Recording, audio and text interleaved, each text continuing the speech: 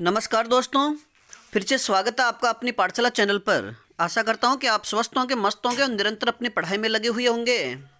तो मित्रों, आज की कक्षा शुरू करने से पहले आपसे अनुरोध कि अगर इस कक्षा में किसी प्रकार की कोई त्रुटि हुई हो तो आप हमें कमेंट्स में ज़रूर बताइए। बात करें आज की अपनी कक्षा की, यानी राजस्थान करंट अफेयर की महत्वपूर्ण जो श्रृंखला अपनी चल रही है, उसमें बात करते हैं आज का अपना पहला प्रश्न। अगस्त 2022 को राजस्थान डिजी फेस्ट 2022 का आयोजन कहाँ किया गया? अगस्त 2022 को राजस्थान डिजी फेस्ट 2022 का आयोजन कहाँ किया गया? तो आपका सही उत्तर होगा जयपुर में। और मित्रों, याद रखिए कि राजस्थान डिजी फेस्ट 2022 का आयोजन तकनीक व उद्यमिता के क्षेत्र में, यानी औद्योगिक क्षेत्र में युवाओं को बढ़ावा देने हेतु इसका आयोजन किया गया है। और यानी यह आयोजन कब से कब तक किया गया? तो ये 19 और 20 अगस्त 2022 को किया गया था। बात करें आज के अगले प्रश्न की। उदयपुर स्थित किस झील को हाल ही में संरक्षित घोषित किया गया है? उदयपुर में स्थित किस झील को हाल ही में संरक्षित घोषित किया गया है? तो आपका सही उत्तर होगा पिछोला झील। और मित्रों, याद रखिए कि फतेह सागर और उदय सागर जो झील है उनको 2015 में पहले से ही संरक्षित घोषित किया जा चुका है। और उदयपुर में स्थित पिछोला झील को 24 मई 2022 को संरक्षित घोषित कर दिया गया है। अब इस झील की जो गतिविधियां हैं, गतिविधियों का जो संरक्षण है वह इस संरक्षित अधिनियम के दायरे में होगी। बात करें आज के अगले प्रश्न की। प्रदेश के किस स्थान पर राष्ट्रीय स्तर का फोरेंसिक साइंस संस्थान खोला जाएगा? यानी राजस्थान के किस स्थान पर राष्ट्रीय स्तर का फोरेंसिक साइंस संस्थान खोला जाएगा? तो आपका सही उत्तर होगा जोधपुर में। यानी ये जो राष्ट्रीय स्तर का फोरेंसिक साइंस संस्थान खोला जाएगा, ये जोधपुर में खोला जाएगा। बात करें आज के अगले प्रश्न की। जनवरी 2023 में 108वीं इंडियन साइंस कांग्रेस का आयोजन कहाँ किया गया? जनवरी 2023 में 108वीं इंडियन साइंस कांग्रेस का आयोजन कहाँ किया गया? तो आपका सही उत्तर होगा मोहनलाल सुखाड़िया विश्वविद्यालय उदयपुर में। मोहनलाल सुखाड़िया विश्वविद्यालय उदयपुर में। मित्रों, बात करें आज के अगले प्रश्न की। हाल ही में किस देश के सहयोग से बीकानेर में 420 मेगावाट प्लांट लगाया जाएगा? हाल ही में किस देश के सहयोग से बीकानेर में 420 मेगावाट प्लांट लगाया जाएगा? तो आपका सही उत्तर होगा नॉर्वे के सहयोग से। और मित्रों, याद रखिए कि इसमें 280 करोड़ का निवेश किया गया है। यानी यह जो प्लांट बीकानेर में जो प्लांट लगाया जा रहा है, इसमें 280 करोड़ रुपए का निवेश किया जाएगा। बात करें आज के अगले प्रश्न की। विश्व की सबसे ऊंची शिव प्रतिमा, विश्व की सबसे ऊंची शिव प्रतिमा का अनावरण 29 अक्टूबर 2022 को राजस्थान में कहां पर किया गया? यानी संसार की सबसे ऊंची जो शिव प्रतिमा बनाई गई है उसका अनावरण 29 अक्टूबर 2022 को राजस्थान में कहां पर किया गया? तो आपका सही उत्तर होगा नाथद्वारा राजस्थान में। यानी नाथद्वारा राजस्थान में। और मित्रों, याद रखिए कि जो विश्व की सबसे ऊंची शिव प्रतिमा बनाई गई है इसकी ऊंचाई 369 फीट है। और इस मूर्ति का नाम, यानी जो शिव प्रतिमा बनाई गई है उसका नाम है विश्वास स्वरूपम, यानी विश्वास स्वरूपम। तो चलो बात करते हैं आज के अगले प्रश्न की। रिको द्वारा किस स्थान पर पेट्रोजोन विकसित किया जाएगा? यानी रिको द्वारा किस स्थान पर पेट्रोजोन आरपीजेड राजस्थान पेट्रोजोन विकसित किया जाएगा? तो आपका सही उत्तर होगा पचपदरा बाड़मेर में। यानी रिको द्वारा जो पेट्रोजोन विकसित किया जा रहा है वह पचपदरा बाड़मेर में विकसित किया जाएगा। मित्रों, याद रखिए कि प्रदेश में बजट घोषणा के अनुरूप रिफाइनरी के साथ पचपदरा बाड़मेर में राजस्थान पेट्रोजोन रिको के सहयोग से विकसित किया जाएगा। बात करें आज के अगले प्रश्न की। राजस्थान इंटरनेशनल सेंटर का निर्माण कहाँ किया जा रहा है?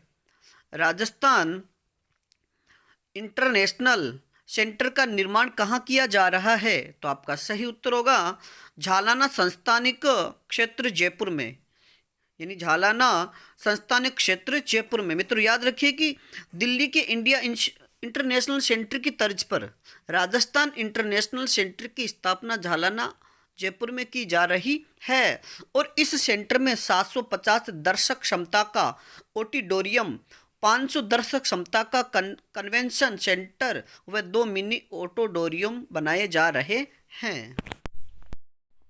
मित्रों बात करते हैं आज के अगले प्रश्न की।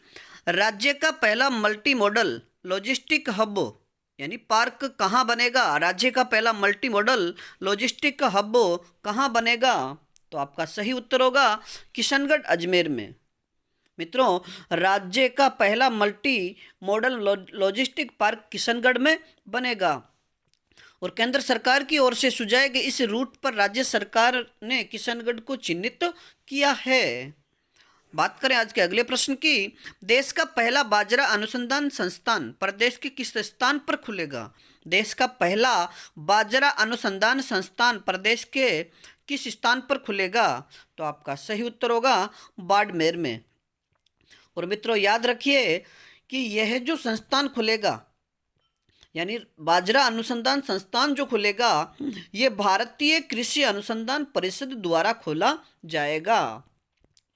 तो मित्रों ध्यान रखिए कि भारतीय कृषि अनुसंधान परिषद द्वारा बाड़मेर में देश का पहला बाजरा अनुसंधान स्थापित किया जाएगा, लेकिन वर्तमान में परिषद की ओर से यानी भारतीय कृषि अनुसंधान परिषद की ओर से जोधपुर में केवल अखिल भारतीय समन्वित बाजरा अनुसंधान परियोजना है। यानी जोधपुर में जो अपनी परियोजना चल रही है बाजरा से संबंधित वह अखिल भारतीय यानी भारतीय कृषि अनुसंधान परिषद द्वारा ही संचालित की जा रही है। अगला प्रश्न, राजस्थान का पहला जिला कौन सा है जहां मनरेगा में 100% महिला मेट कार्यरत है?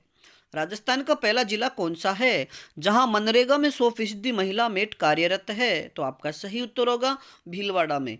यानी भीलवाड़ा में लगभग 2000 पढ़ी लिखी महिलाएं हैं जो मेट का कार्य कर रही है। बात करें आज के अगले प्रश्न की। देश का पहला hybrid wind solar power plant जिसमें उत्पादन कार्य 28 मई 2022 से प्रारंभ हो गया, यानी देश का पहला हाइब्रिड विंड सोलर प्लांट कहाँ स्थापित किया गया है जिसका कार्य 28 मई 2022 से शुरू हो गया है? तो आपका सही उत्तर होगा अडानी हाइब्रिड एनर्जी जैसलमेर में। और अगर आपसे यह भी पूछा जाए कि अडानी हाइब्रिड एनर्जी संस्थान या प्लांट कहाँ लगाया गया है तो आपका सही उत्तर होगा जैसलमेर में। मित्रों बात करें आज के अगले प्रश्न की। 20वीं पशु गणना के अनुसार राज्य में देश के कुल पशुधन का कितना प्रतिशत उपलब्ध है? यानी 20वीं पशु गणना के अनुसार राज्य में देश के कुल पशुधन का कितना प्रतिशत उपलब्ध है? तो आपका सही उत्तर होगा 10.60%। यानी देश के कुल पशुधन का राज्य में 10.60% उपलब्ध है। बात करें आज के अगले प्रश्न की। नवीनतम पशु गणना यानी 20वीं पशु गणना के अनुसार पशुधन की संख्या में कितनी प्रतिशत कमी हुई है?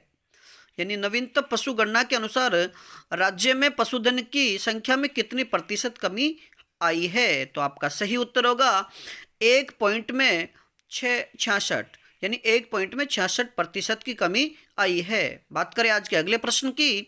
19वीं पशु गणना की तुलना में राज्य में किस पशुधन की संख्या में सर्वाधिक कमी आई है? यानी 19वीं पशु गणना की तुलना में यानी जो 20वीं पशु गणना हुई इसमें किस पशुधन की संख्या में सर्वाधिक कमी पाई गई है? तो आपका सही उत्तर होगा गधे की संख्या में, यानी जो गधों की संख्या है उसमें सर्वाधिक कमी पाई गई है। और ये कितने प्रतिशत की कमी पाई गई है? तो 71.31% की कमी यानी 71.31% कमी पाई गई है। बात करें आज के अगले प्रश्न की। राज्य की पहली एडवांस मिल्क टेस्टिंग व रिसर्च लैब कहाँ स्थापित होगा? राज्य की पहली एडवांस मिल्क टेस्टिंग व रिसर्च लैब कहाँ स्थापित होगा? तो आपका सही उत्तर होगा जयपुर में।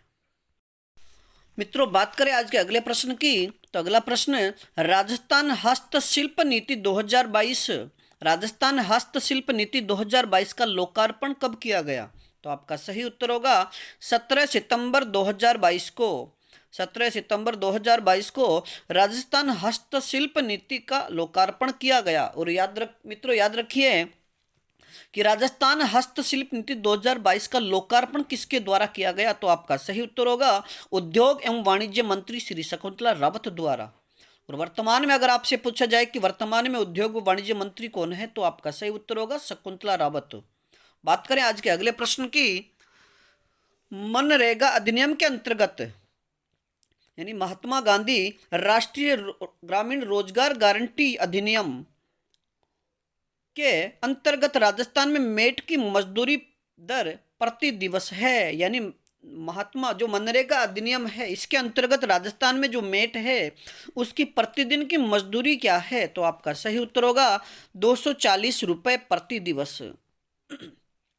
और मित्रों ये पहले ये मजदूरी 235 रुपये प्रति दिवस थी, जिसमें 5 रुपये बढ़ा करके अब 240 रुपये प्रति दिवस कर दी गई है। बात करें आज के अगले प्रश्न की।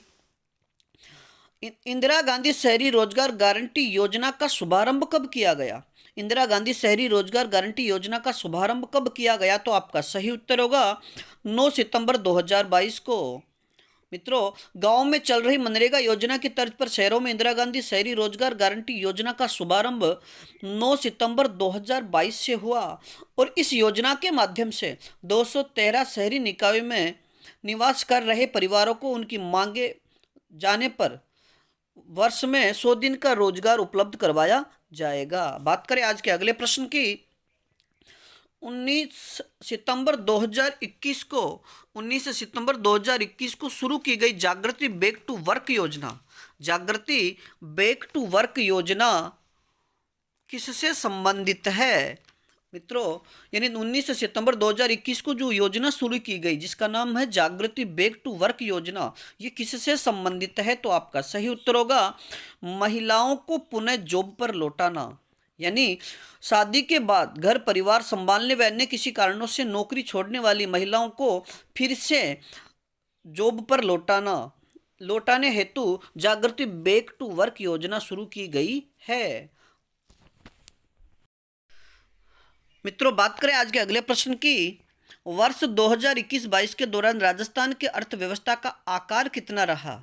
यानी वर्ष 2021-22 के दौरान राजस्थान की अर्थव्यवस्था का आकार कितना रहा? तो आपका सही उत्तर होगा 11.96 लाख करोड़ रुपए, यानी 11.96 लाख करोड़ रुपए। बात करें आज के अगले प्रश्न की। प्रदेश का पहला यूरेनियम प्रोजेक्ट कहाँ स्थापित होगा? प्रदेश का पहला यूरेनियम प्रोजेक्ट कहाँ स्थापित होगा? तो आपका सही उत्तर है खंडेला सीकर में। बात करें आज के अगले प्रश्न की। राजस्थान बजट 2022-23 के अनुसार, यानी राजस्थान बजट 2022-23 के अनुसार मुख्यमंत्री कृषक साथी योजना में कुल कितने मिशन निर्धारित किए गए हैं? यानी राजस्थान का जो बजट 2022-23 वाला पेश किया गया उसमें कृषक साथी योजना में, यानी मुख्यमंत्री द्वारा कृषक साथी योजना में कितने मिशन निर्धारित किए गए हैं? तो आपका सही उत्तर होगा कुल 11 मिशन। बात करें आज के अगले प्रश्न की।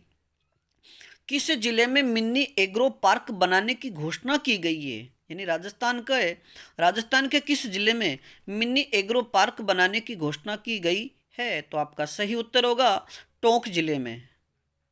मित्रों बात करें आज की अपनी इस राजस्थान करंट अफेयर की महत्वपूर्ण श्रृंखला में अंतिम प्रश्न की। तो आज का अपना अंतिम प्रश्न है, ग्रीन हाइड्रोजन ड्राफ्ट जारी करने वाला राजस्थान देश का राज्य है। यानी ग्रीन हाइड्रोजन ड्राफ्ट जारी करने वाला राजस्थान प्रदेश का या राजस्थान देश का कौन सा राज्य है, यानी किस क्रम का है? तो आपका सही उत्तर होगा पहला।